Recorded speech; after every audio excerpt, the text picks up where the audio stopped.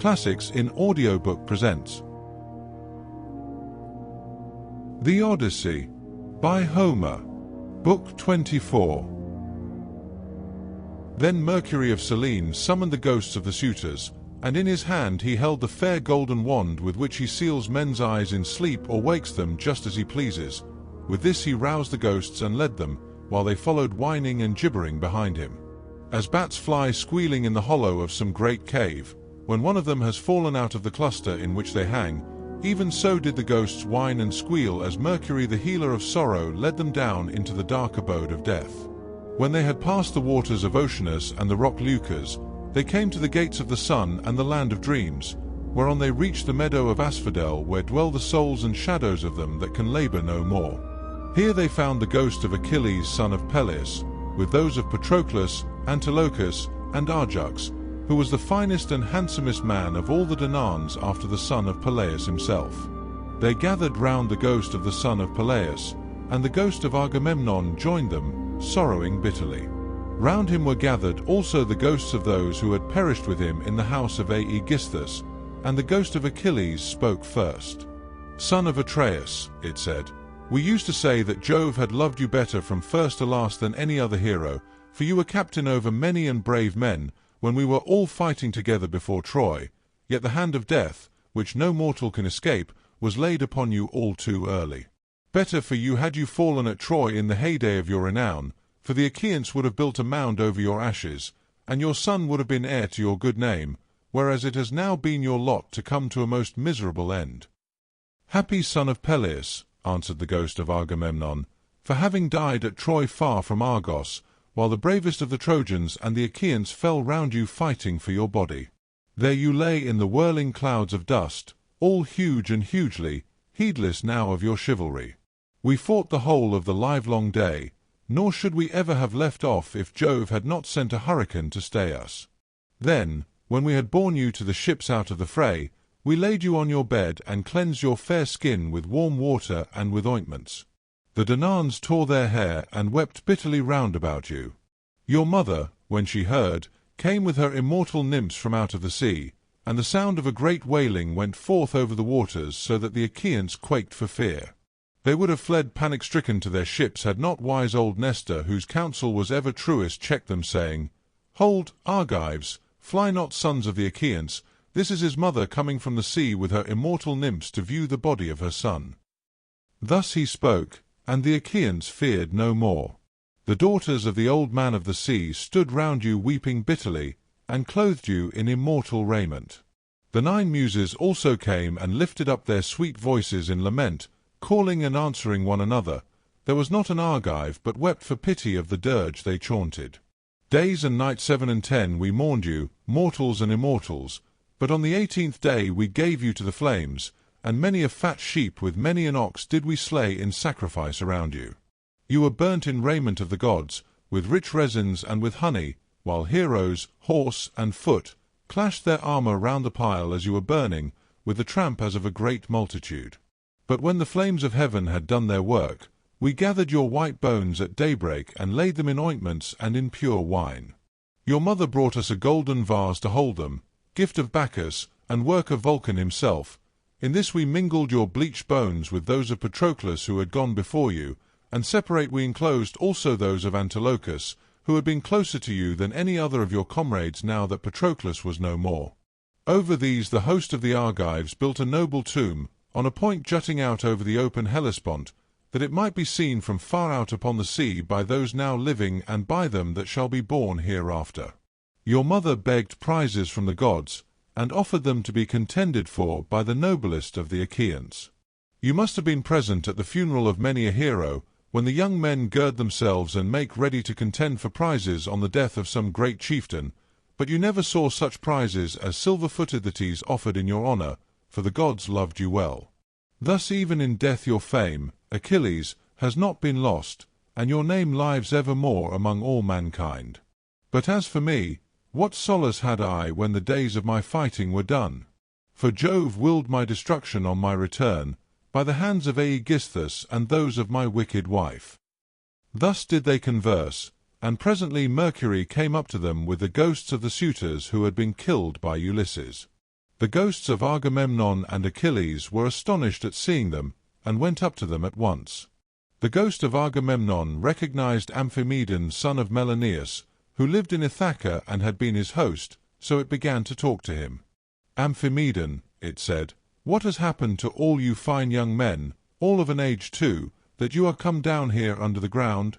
One could pick no finer body of men from any city. Did Neptune raise his winds and waves against you when you were at sea? Or did your enemies make an end of you on the mainland when you were cattle lifting or sheep stealing, or while fighting in defense of their wives and city? Answer my question, for I have been your guest. Do you not remember how I came to your house with Menelaus, to persuade Ulysses to join us with his ships against Troy? It was a whole month ere we could resume our voyage, for we had hard work to persuade Ulysses to come with us." And the ghost of Amphimedon answered, "Agamemnon, son of Atreus, king of men, I remember everything that you have said, and will tell you fully and accurately about the way in which our end was brought about. Ulysses had been long gone, and we were courting his wife, who did not say point-blank that she would not marry, nor yet bring matters to an end, for she meant to compass our destruction. This, then, was the trick she played us. She set up a great tambour frame in her room and began to work on an enormous piece of fine needlework. 'Sweethearts,' said she, 'Ulysses is indeed dead. Still, do not press me to marry again immediately. Wait, for I would not have my skill in needlework perish unrecorded, till I have completed a pall for the hero Laertes against the time when death shall take him. He is very rich, and the women of the place will talk if he is laid out without a pall.' This is what she said, and we assented, whereupon we could see her working upon her great web all day long, but at night she would unpick the stitches again by torchlight. She fooled us in this way for 3 years without our finding it out, but as time wore on and she was now in her 4th year, in the waning of moons and many days had been accomplished, one of her maids who knew what she was doing told us, and we caught her in the act of undoing her work, so she had to finish it whether she would or no, and when she showed us the robe she had made, after she had had it washed, its splendor was as that of the sun or moon. Then some malicious god conveyed Ulysses to the upland farm where his swineherd lives. Thither presently came also his son, returning from a voyage to Pylos, and the two came to the town when they had hatched their plot for our destruction.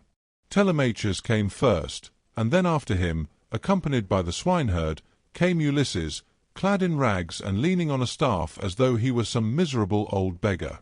He came so unexpectedly that none of us knew him, not even the older ones among us, and we reviled him and threw things at him.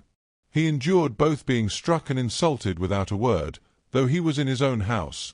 But when the will of aegis-bearing Jove inspired him, he and Telemachus took the armor and hid it in an inner chamber, bolting the doors behind them. Then he cunningly made his wife offer his bow and a quantity of iron to be contended for by us ill-fated suitors, and this was the beginning of our end, for not one of us could string the bow, nor nearly do so. When it was about to reach the hands of Ulysses, we all of us shouted out that it should not be given him, no matter what he might say, but Telemachus insisted on his having it. When he had got it in his hands, he strung it with ease and sent his arrow through the iron. Then he stood on the floor of the cloister and poured his arrows on the ground, glaring fiercely about him. First he killed Antinous, and then, aiming straight before him, he let fly his deadly darts, and they fell thick on one another. It was plain that some one of the gods was helping them, for they fell upon us with might and main throughout the cloisters, and there was a hideous sound of groaning as our brains were being battered in, and the ground seethed with our blood. This, Agamemnon, is how we came by our end, and our bodies are lying still and cared for in the house of Ulysses, for our friends at home do not yet know what has happened, so that they cannot lay us out and wash the black blood from our wounds, making moan over us according to the offices due to the departed. "Happy Ulysses, son of Laertes," replied the ghost of Agamemnon, "you are indeed blessed in the possession of a wife endowed with such rare excellence of understanding, and so faithful to her wedded lord as Penelope the daughter of Icarius. The fame, therefore, of her virtue shall never die, and the immortals shall compose a song that shall be welcome to all mankind in honor of the constancy of Penelope. How far otherwise was the wickedness of the daughter of Tyndareus, who killed her lawful husband? Her song shall be hateful among men, for she has brought disgrace on all womankind, even on the good ones." Thus did they converse in the house of Hades, deep down within the bowels of the earth. Meanwhile Ulysses and the others passed out of the town, and soon reached the fair and well-tilled farm of Laertes, which he had reclaimed with infinite labour. Here was his house, with a lean-to running all round it, where the slaves who worked for him slept and sat and ate, while inside the house there was an old Sicel woman, who looked after him in this his country farm. When Ulysses got there, he said to his son and to the other two, "Go to the house, and kill the best pig that you can find for dinner. Meanwhile I want to see whether my father will know me, or fail to recognize me after so long an absence." He then took off his armour and gave it to Eumaeus and Philoetius, who went straight on to the house, while he turned off into the vineyard to make trial of his father. As he went down into the great orchard, he did not see Dolius, nor any of his sons, nor of the other bondsmen, for they were all gathering thorns to make a fence for the vineyard, at the place where the old man had told them. He therefore found his father alone, hoeing a vine. He had on a dirty old shirt, patched and very shabby. His legs were bound round with thongs of oxhide to save him from the brambles, and he also wore sleeves of leather. He had a goat-skin cap on his head, and was looking very woebegone. When Ulysses saw him so worn, so old and full of sorrow, he stood still under a tall pear tree and began to weep. He doubted whether to embrace him, kiss him, and tell him all about his having come home, or whether he should first question him and see what he would say. In the end he deemed it best to be crafty with him, so in this mind he went up to his father, who was bending down and digging about a plant. "I see, sir," said Ulysses, "that you are an excellent gardener. What pains you take with it, to be sure! There is not a single plant, not a fig tree, vine, olive, pear, nor flower bed, but bears the trace of your attention. I trust, however, that you will not be offended if I say that you take better care of your garden than of yourself. You are old, unsavoury, and very meanly clad. It cannot be because you are idle that your master takes such poor care of you. Indeed, your face and figure have nothing of the slave about them, and proclaim you of noble birth. I should have said that you were one of those who should wash well, eat well, and lie soft at night as old men have a right to do. But tell me, and tell me true, whose bondman are you, and in whose garden are you working? Tell me also about another matter. Is this place that I have come to really Ithaca? I met a man just now who said so, but he was a dull fellow, and had not the patience to hear my story out when I was asking him about an old friend of mine, whether he was still living, or was already dead and in the house of Hades. Believe me when I tell you that this man came to my house once when I was in my own country, and never yet did any stranger come to me whom I liked better. He said that his family came from Ithaca, and that his father was Laertes, son of Odysseus. I received him hospitably, making him welcome to all the abundance of my house, and when he went away I gave him all customary presents. I gave him 7 talents of fine gold, and a cup of solid silver with flowers chased upon it. I gave him 12 light cloaks, and as many pieces of tapestry. I also gave him 12 cloaks of single fold, 12 rugs, 12 fair mantles, and an equal number of shirts.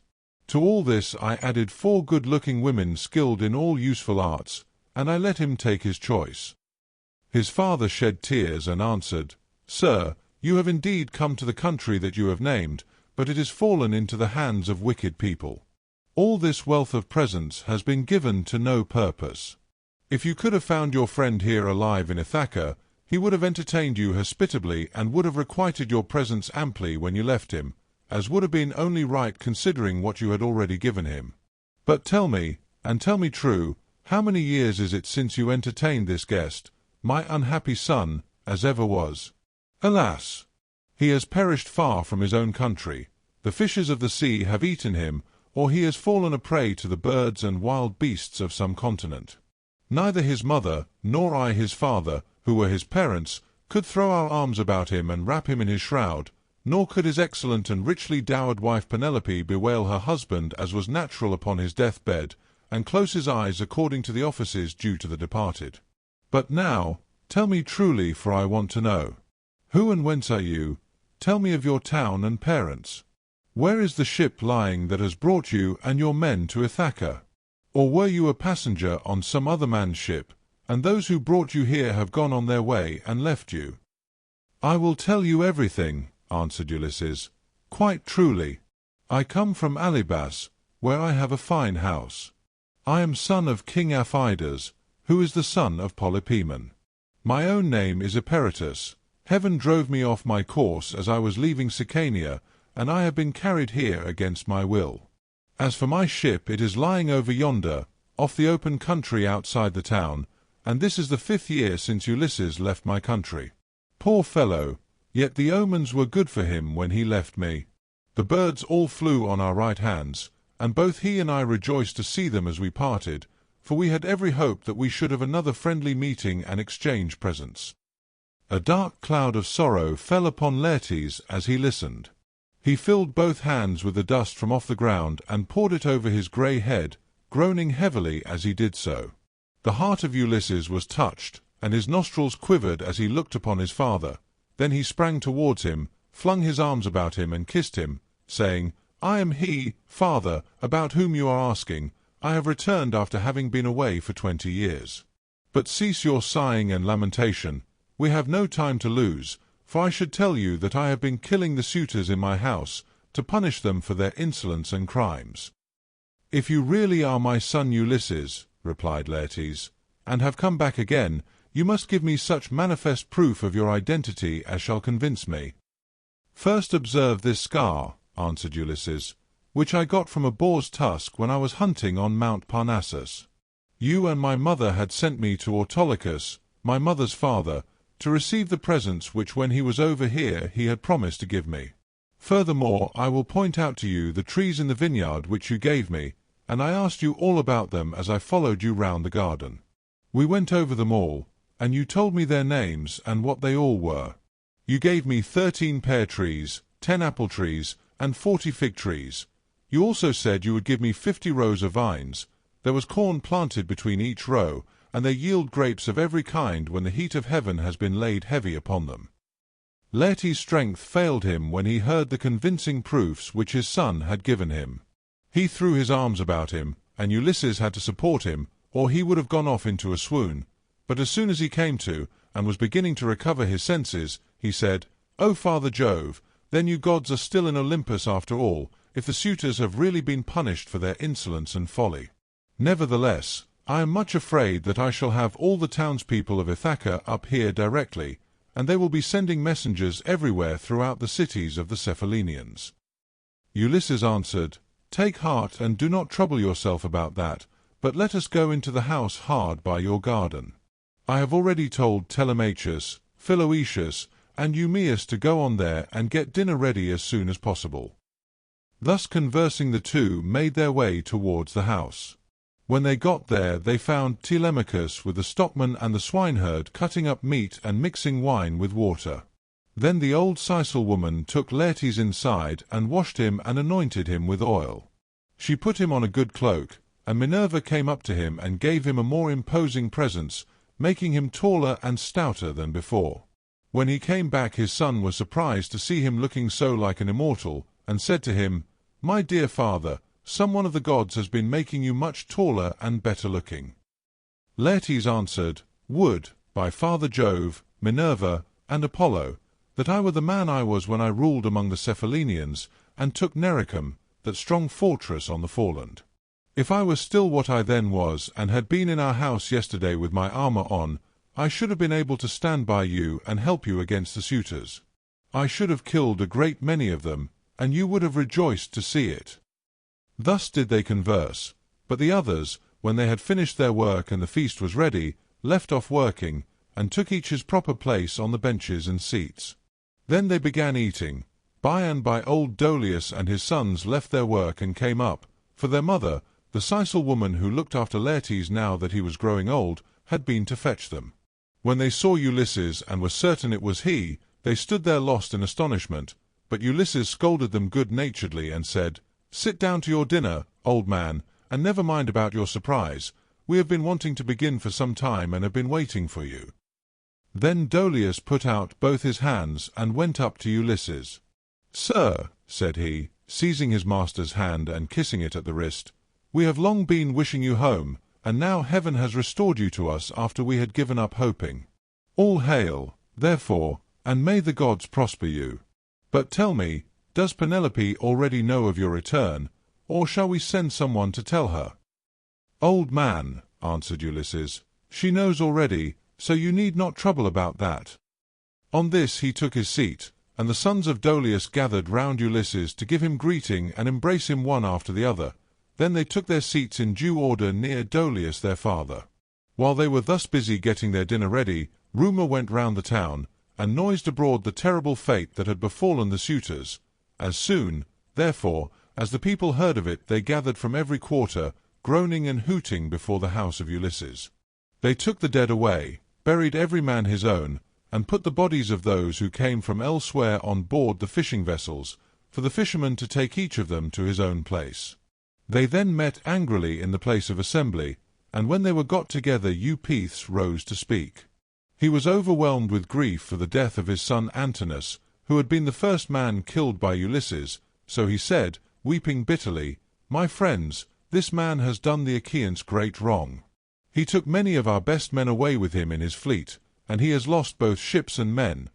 Now, moreover, on his return he has been killing all the foremost men among the Cephallenians. Let us be up and doing before he can get away to Pylos or to Elis where the Epeans rule, or we shall be ashamed of ourselves for ever afterwards. It will be an everlasting disgrace to us if we do not avenge the murder of our sons and brothers. For my own part, one should have no more pleasure in life, but had rather die at once. Let us be up, then, and after them, before they can cross over to the mainland." He wept as he spoke, and every one pitied him. But Medon and the bard Phemius had now woke up, and came to them from the house of Ulysses. Every one was astonished at seeing them, but they stood in the middle of the assembly, and Medon said, "Hear me, men of Ithaca. Ulysses did not do these things against the will of heaven. I myself saw an immortal god take the form of Mentor and stand beside him.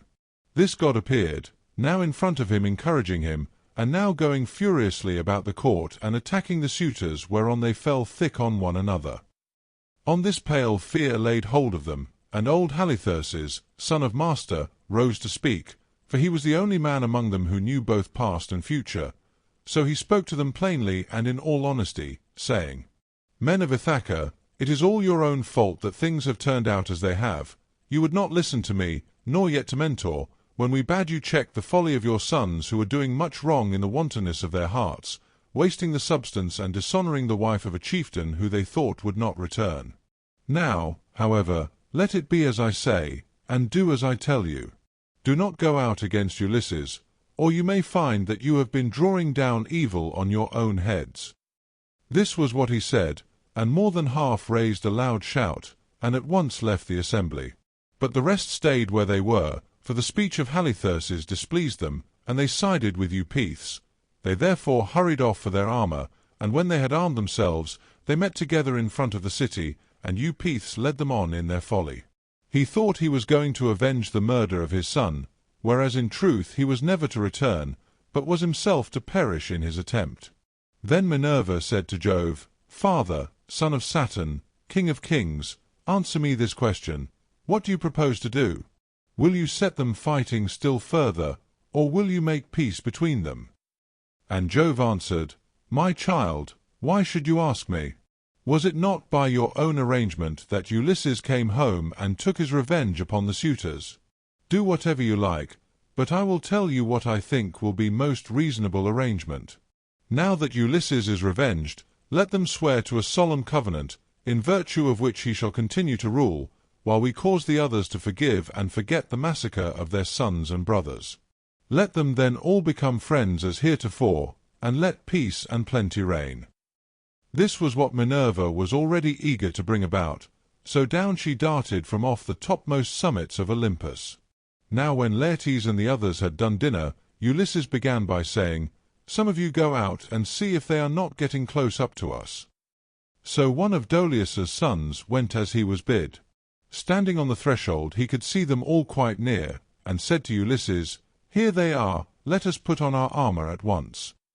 They put on their armour as fast as they could, that is to say Ulysses, his 3 men, and the 6 sons of Dolius. Laertes also and Dolius did the same, warriors by necessity in spite of their grey hair. When they had all put on their armour, they opened the gate and sallied forth, Ulysses leading the way. Then Jove's daughter Minerva came up to them, having assumed the form and voice of Mentor. Ulysses was glad when he saw her, and said to his son Telemachus, "Telemachus, now that you are about to fight in an engagement which will show every man's mettle, be sure not to disgrace your ancestors, who were eminent for their strength and courage all the world over." "You say truly, my dear father," answered Telemachus, "and you shall see, if you will, that I am in no mind to disgrace your family." Laertes was delighted when he heard this.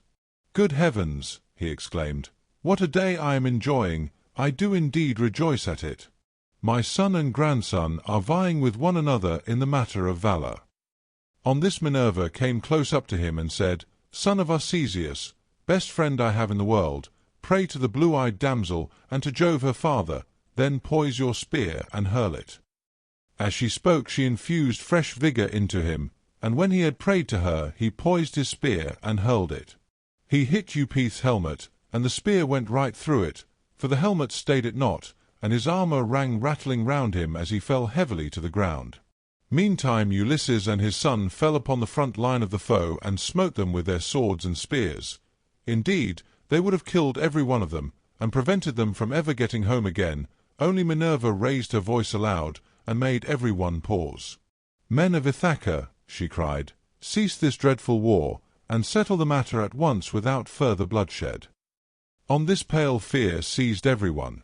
They were so frightened that their arms dropped from their hands and fell upon the ground at the sound of the goddess' voice, and they fled back to the city for their lives.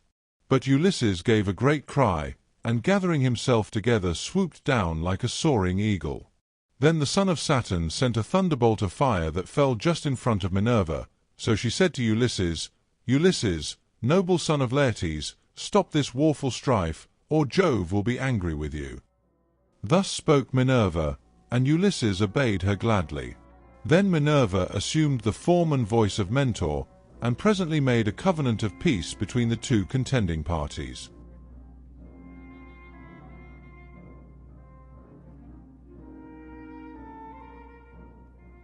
This concludes Homer's The Odyssey, featuring the English translation of Samuel Butler. This has been a Classics in Audiobook presentation. Classics in Audiobook is devoted to the promotion of the art, history, and culture of ancient Greece and Rome. It seeks to make ancient literature accessible to everyone and to make learning about the ancient world easy and free. If you have enjoyed this audiobook, please consider supporting the channel in one or more of the following ways.